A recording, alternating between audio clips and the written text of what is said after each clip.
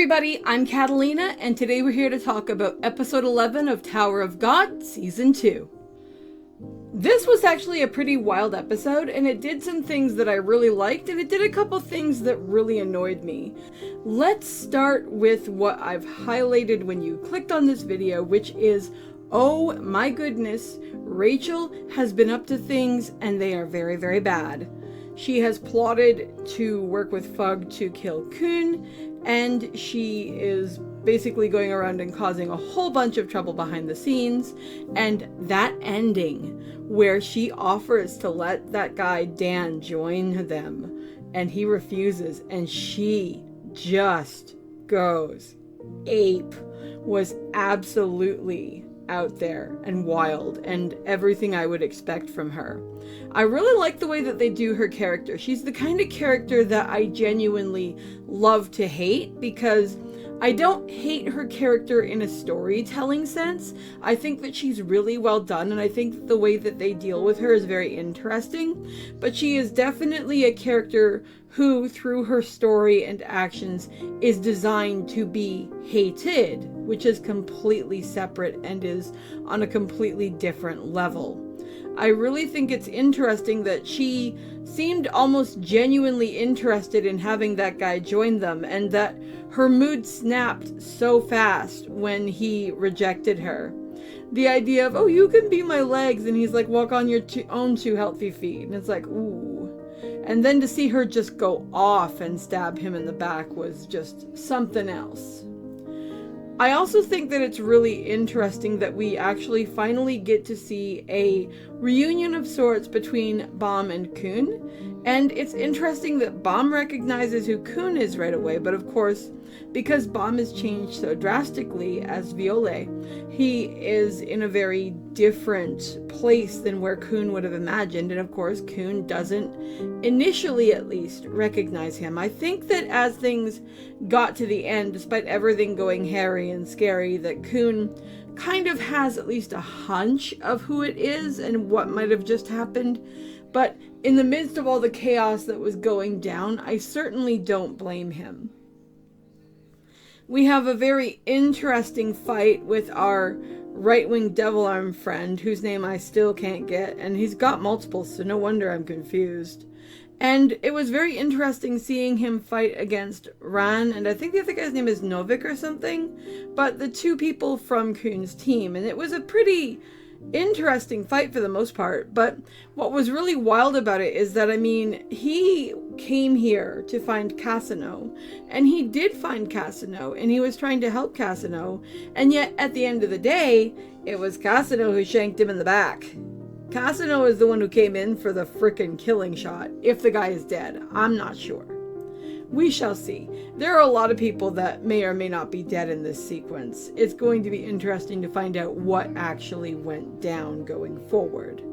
But the fight was really cool. And I mean, the turnaround when Baam comes in and he sees his friend severely injured, if not dead, on the floor, and he just absolutely goes to town, was amazing.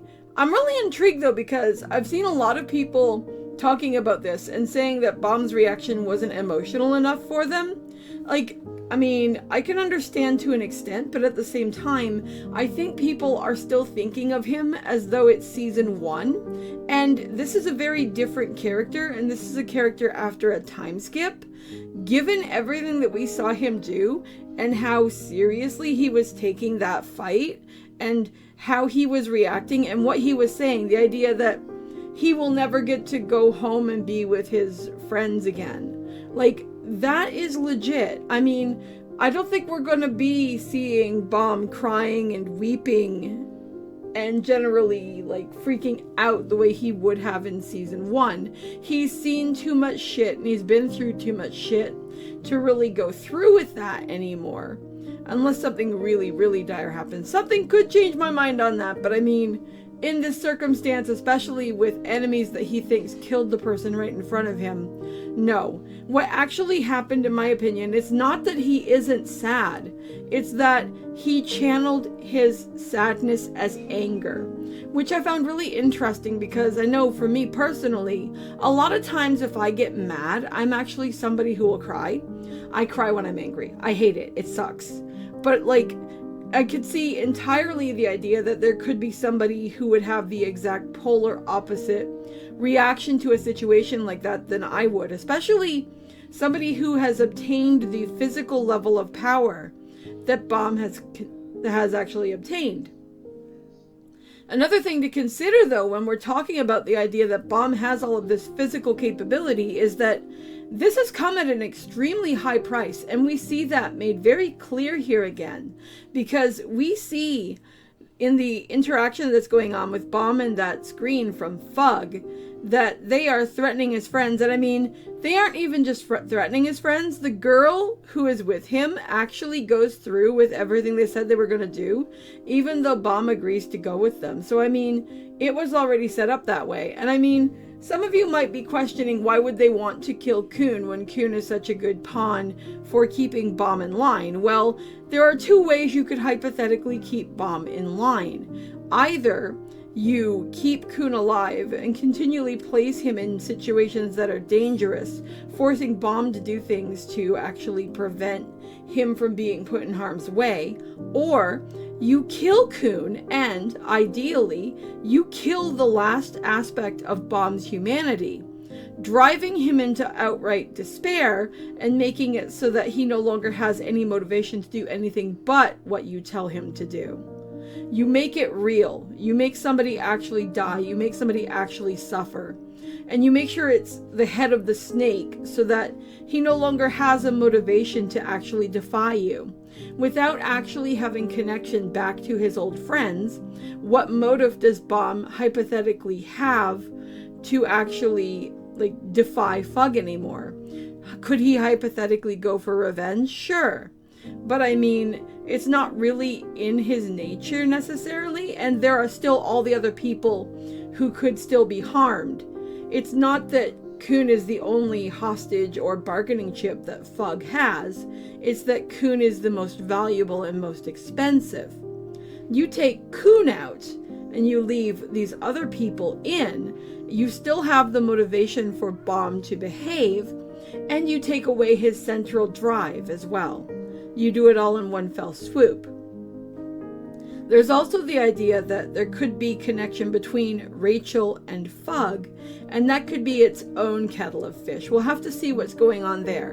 Which makes sense, because earlier in the season, when we were reintroduced to Kun and Rachel, and we saw everything that was going on with the group that they had surrounded themselves with, it was made very clear to us that Kun has plans for Rachel, and that he has been dragging her along, that he believes, rightfully so, that she was responsible for what happened to Baam. Of course, his information isn't perfect because Baam is alive, but insofar as he knows, Baam is dead and she's responsible.